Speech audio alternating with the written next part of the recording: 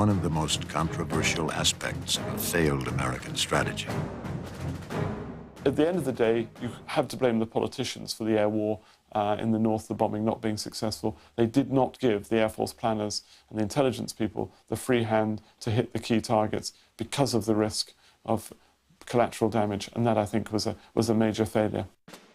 Bowing to military pressure, Johnson eventually ordered attacks on critical petroleum storage, electrical power generation, and transportation targets in Hanoi and Haiphong. But every aircrew knew that flying conditions for going downtown were getting worse, not better.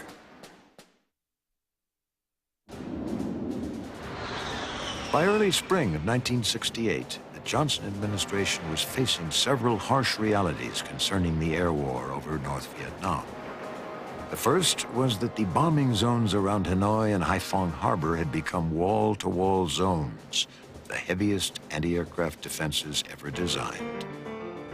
The highest number of losses took place here, in an area known as Route Package 6, one of 6 bombing sectors in Vietnam.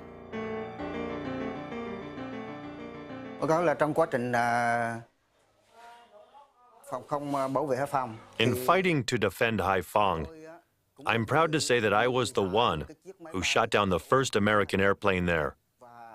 In total, I shot down 17 American planes, 9 of them right in Haiphong City. Once, I shot down 2 planes, and we captured both pilots. I was overjoyed. The North used high-altitude surface-to-air missiles, or SAMs, to compel American aircraft to fly low, thereby bringing them in range of their anti-aircraft guns. Most of the planes shot down were lost to anti-aircraft artillery, or AAA. The mathematical odds against a pilot successfully finishing his tour were becoming greater day by day. The scariest thing was the surface-to-air missile, which you knew once one was launched, you basically watched it, made a couple maneuvers with your airplane, and if it was following your airplane, it was real obvious. There was usually a puff of smoke and a trail, and we had ECM gear that would point. It would give a tone, doodle, doodle, doodle, and if it locked onto you, it would go doodle, doodle, doodle, doodle. And then it was a matter between you personally and that missile. And that was much scarier, even though it was statistically much less dangerous than AAA. It was much scarier because it was a lot more personal. It was brutal. It was brutal. It was layered. You had high-altitude, radar-controlled big guns, big stuff. The top layer of AAA contained 80mm and 100mm cannons that could reach up to 25,000 feet.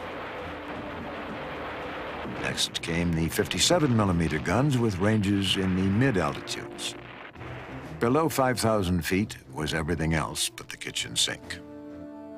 You could actually see the people on the ground in the rice paddy just laying on their backs, firing rifles and AK-47s at you. We figured even the kids were using slingshots against us. This multi-layered environment improved very much as the war advanced. There was always somebody on. We used all means necessary to cripple the American aircraft. For us to win the air war against the Americans, we turned Hanoi into one gigantic gun, ready to shoot the American aircraft at high or low altitude. Johnson had other problems. Numerous secret CIA briefings, now declassified, reported that the bombing in the North was not effective.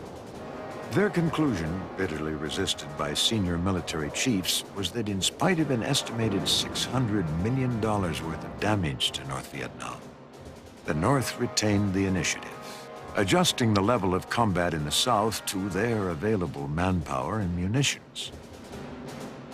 There's no doubt at all that key targets in North Vietnam were destroyed by bombing missions by the US Navy and the US Air Force, and that there were some key successes there. The problem is that when you have a vast mobilized manpower, you may destroy a bridge during the day, but it gets put back up again overnight. North Vietnamese air defenses brought down over 900 American aircraft. Of the 801 POWs eventually accounted for by North Vietnam, over half were aviators shot down during Rolling Thunder. Scenes of wounded POWs were becoming propaganda trophies for the North and a domestic nightmare for Johnson. Get up and I basically just sort of addressed the possibilities of the day, one of which is I'd get killed, another one of which was that I'd make it back okay, and the third one was I'd end up as a prisoner of war in Hanoi. A SAM missile came out of nowhere.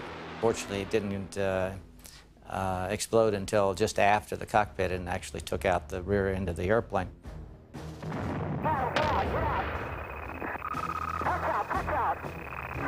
The ejection is a rather abrupt event. I was, in fact, injured, a broken arm, shoulder coming out of there, and then ultimately broke a leg flying through a tree, the only tree within probably 20 miles as well. But it's not one of those things you say, oh my goodness, yes, I better check my instruments. It's one of those things that, hey, this is going to be a long walk home. Conditions weren't much better for the Navy pilots on Yankee Station, the northern area for carrier operations in the South China Sea.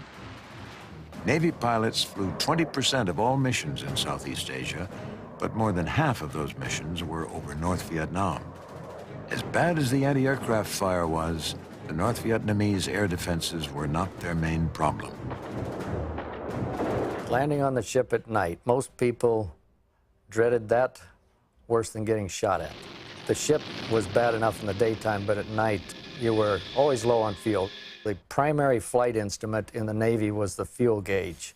The F-4 would burn 1,500 pounds a minute in full burner. We were always looking for a tanker or short on fuel.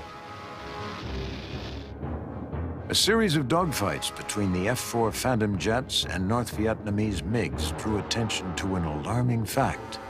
The Phantom, heart of America's air war against North Vietnam, was losing dogfights to MiG fighters at an alarming rate.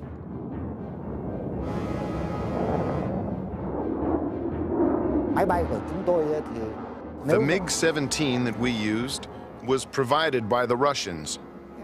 Compared to the American F-4 and F-105, it is inferior. The speed is much slower.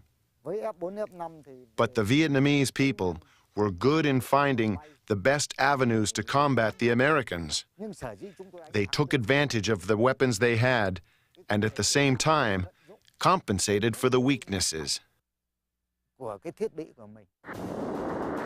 Navy and Air Force Phantom air crews were barely holding a 2-to-1 victory margin. This meant that for every 2 MiGs shot down in air-to-air combat, the supposed peasant North Vietnamese Air Force downed 1 Phantom and its 2-man crew. Compared to American kill ratios of 10, 12, even 20-to-1 in World War II and Korea, this was a critical problem. When it came to combat, the North Vietnamese pilots often had a fighting spirit and a tactical knowledge which outweighed that of the Americans. Their aircraft didn't perform on paper as well as the F-4s or the F-105s that they were fighting against, and yet in combat, in gun-to-gun combats, for example, once the missiles had been disposed of, and in large formations, there was actually a very interesting advantage which the North Vietnamese seemed to press home. The MiG-17 and MiG-21 were menacing when flown by skilled pilots. Small and hard to see, even if the U.S. pilots did manage to detect them inbound, the MiGs could usually hit and run before the F-4s could respond. The strong point of the U.S. Air Force was that they had a great number of modern jet fighters, far more advanced compared to ours.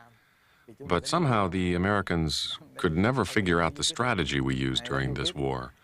The majority of techniques we used, we called guerrilla war.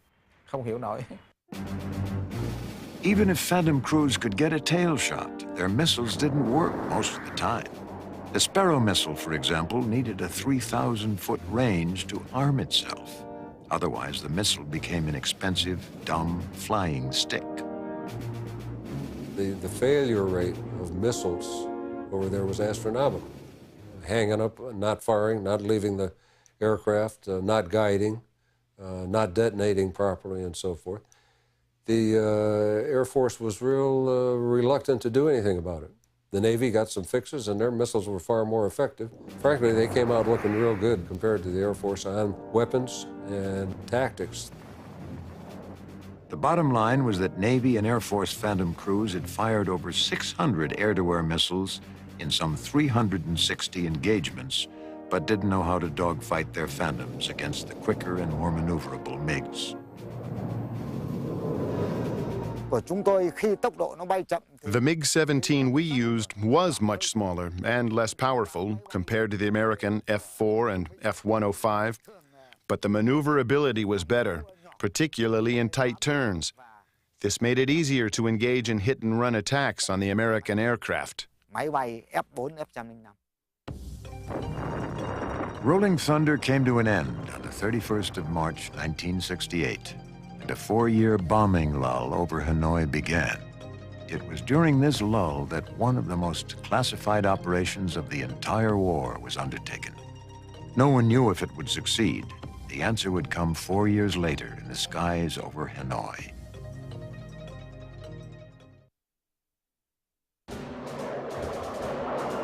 The air attack on the Ho Chi Minh Trail was the largest bombing effort outside Vietnam during the war.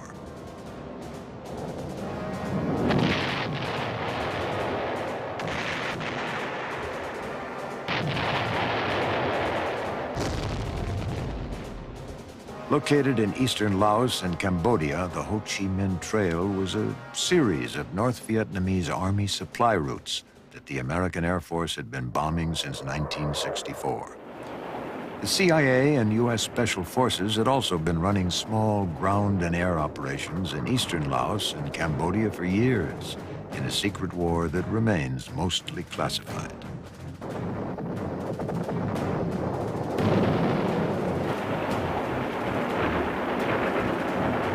Laos was a killing ground, but stopping the NVA movement of men and material to the south had become an American exercise in futility. The thing that one has to realize about the Ho Chi Minh Trail is that it wasn't a single road.